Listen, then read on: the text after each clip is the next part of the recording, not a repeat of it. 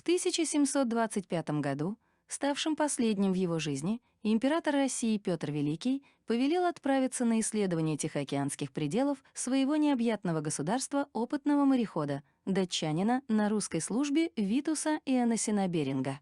Это имя стало легендой отечественного Дальнего Востока. Государь поставил задачи исследовать, описать и положить на карту северо-восточное побережье Сибири. Кроме того, надлежало установить, есть ли пролив между Азией и Америкой, а также добраться до заокеанского континента. В 1728 году Беринг со своими помощниками Мартыном Шпанбергом и Алексеем Чириковым прошел водным путем, миновав Чукотку. Его экспедиционный бот «Святой Архангел Гавриил» пусть недалеко, но выбрался из Тихого в Северный Ледовитый океан. Это было высочайшее достижение. Однако Америка в тот раз морякам не покорилась. Открытый экипажем Гавриила пролив почти через полвека назвали Беринговым, с легкой руки великого английского морехода Джеймса Кука. К тому времени ушли из жизни и Беринг, и его верные соратники, и многие безвестные путешественники, купцы, охотники на морских животных, которые осваивали новые русские территории. Однако русский датчанин успел совершить еще одно знаменательное открытие, все-таки дойдя в 1741 году до Аляски на своем пакетботе «Святой Петр».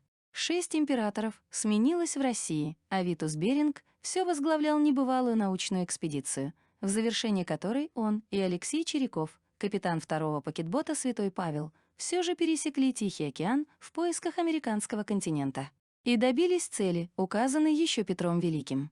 В этом же году на одном из Тихоокеанских необитаемых островов упокоился Витус Беринг, Аляска, самый большой по территории штат США, равный 3 Франциям, с огромными природными богатствами, золотом, платиной, вольфрамом, нефтью, углем и многим другим.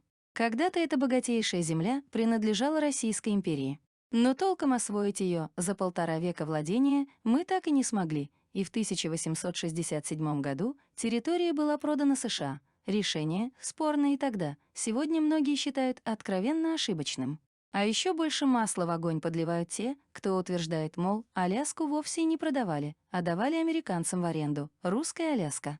После открытия Аляски в 1732 году ее освоением занимались частные лица.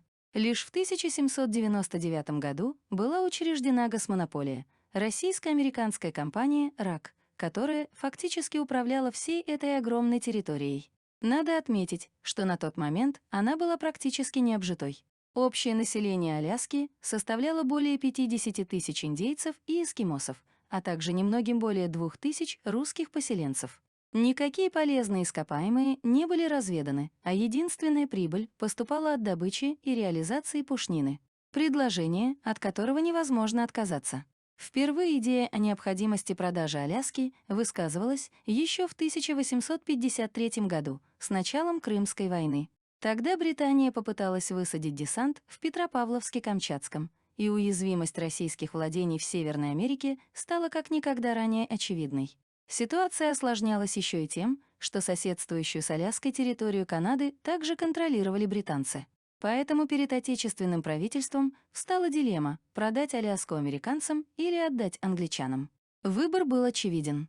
Переговорам способствовало острое желание США предотвратить оккупацию Аляски британцами.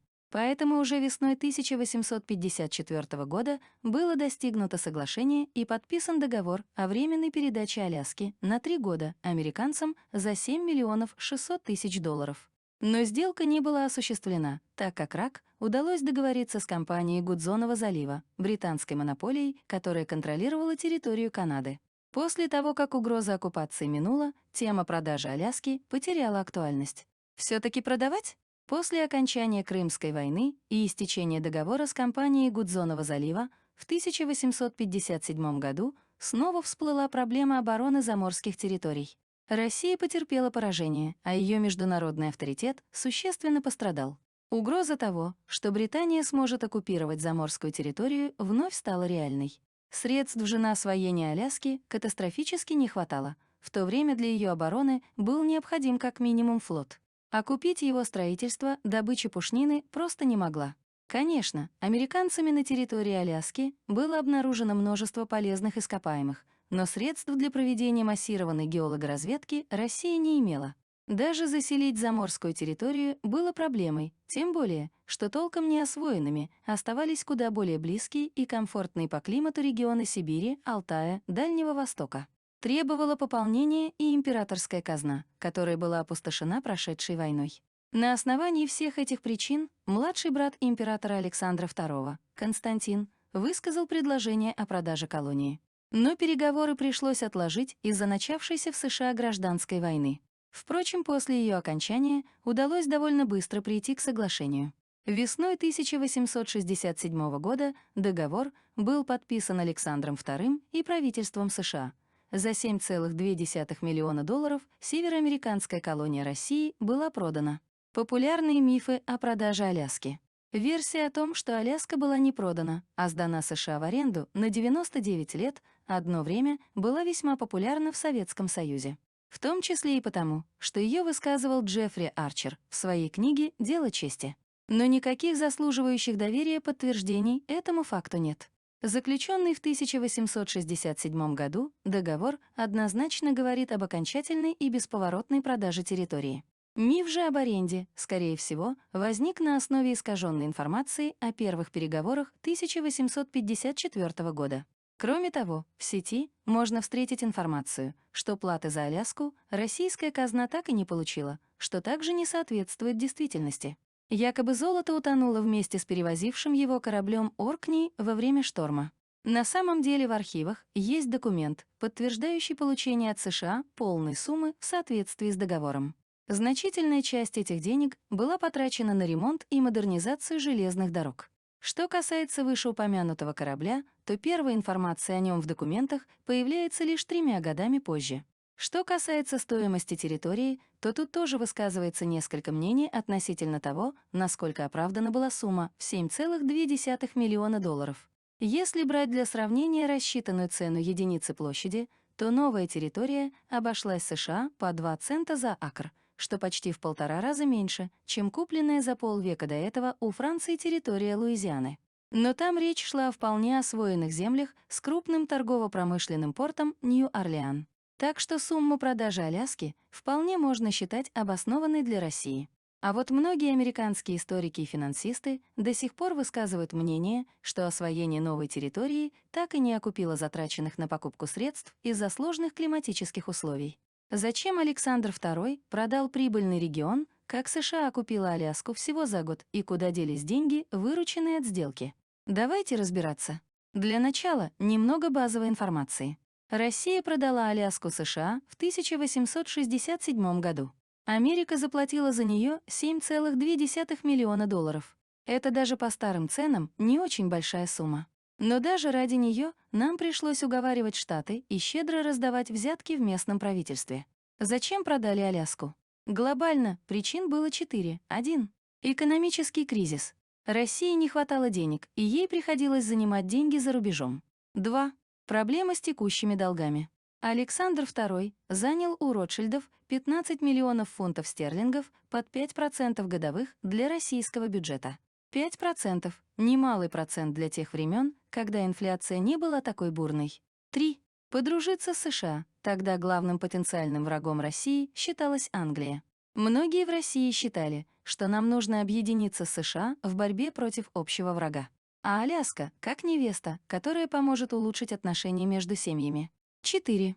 Александр II опасался, что Аляска станет причиной раздора, и Англия просто завоюет ее у нас. Проблема усугубилась, когда в середине XIX века на Аляске нашли золото, и искатели приключений стали приезжать туда толпами, трезвоня о богатстве территории. И интересные факты про Аляску. Аляска была очень прибыльна. Почему-то считается, что Александр II тяготился финансовым бременем Аляски.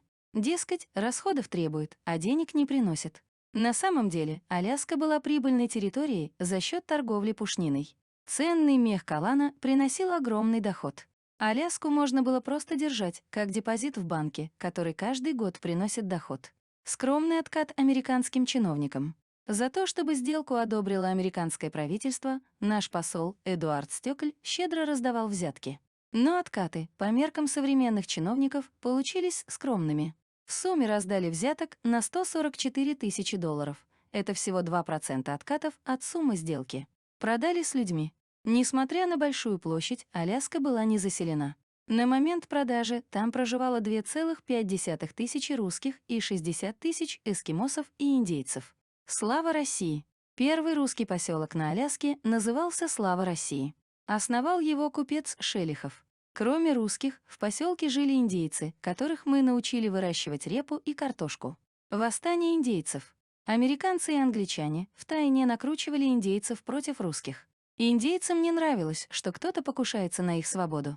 А англичане и американцы были не прочь прогнать наглых русских. Американцы вооружили индейцев ружьями, и они развалили нашу Михайловскую крепость. Впрочем, русские войска быстро подавили восстание.